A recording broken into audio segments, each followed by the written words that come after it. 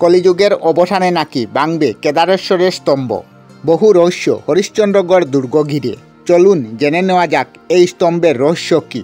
মহারাষ্ট্রের আহমেদাবাদ নগর জেলার মনসেজ ঘাটে প্রায় ৪,৬৭০ ফুট উচ্চতায় অবস্থিত হরিশ্চন্দ্রগড়ের প্রাচীন পার্বত্য দুর্গ একটি ঐতিহাসিক ভাণ্ডার। মৎস্য পুরাণ, অগ্নিপুরাণ, স্কন্দ পুরাণে, প্রাচীন ধর্মগ্রন্থেও এই পবিত্র স্থানের উল্লেখ রয়েছে। স্থানীয়দের মতে ৬ষ্ঠ শতকে কালচুরি রাজবংশ এই দুর্গটি স্থাপন করেন।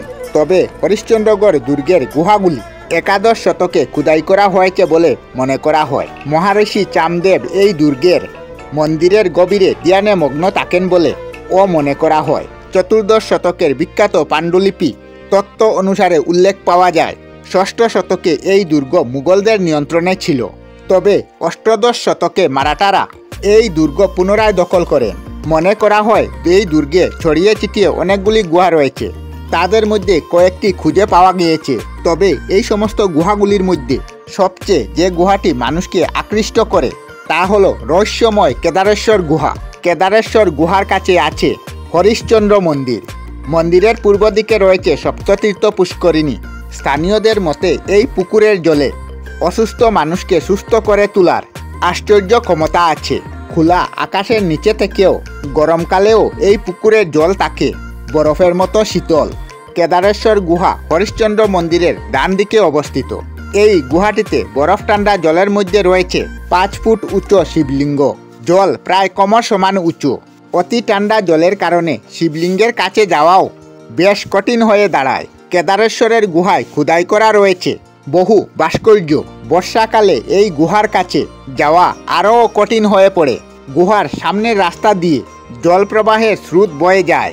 কেদারেশ্বর গুহার আরেকটি আশ্চর্য বিষয় হলো এই মন্দিরের চার দেওয়ালে কোনো ছিদ্র না থাকলেও এই দেওয়ালগুলি দিয়ে গুহায় জল ঢুকে। গুহার শিবলিঙ্গের উপরে রয়েছে একটি বিশাল শিলা।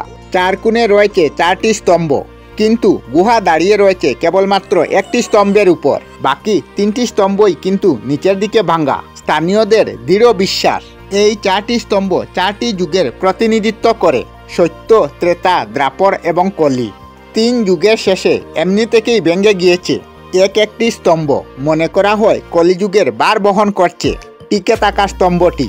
কলিযুগের ধ্বংস হলে নিজে থেকেই ভেঙে পড়বে এই স্তম্ভটি ও ধ্বংস হবে পৃথিবীর। আমরা আমাদের চ্যানেলে সব ধরনের ভিডিও আপলোড করি, যেমন ব্লগ, নিউজ, কুকিং ভিডিও, ধার্মিক আলোচনা ইত্যাদি। যদি আপনারা এই ধরনের ভিডিও দেখতে পছন্দ করেন তাহলে এই চ্যানেলটি নিশ্চয়ই সাবস্ক্রাইব করবেন।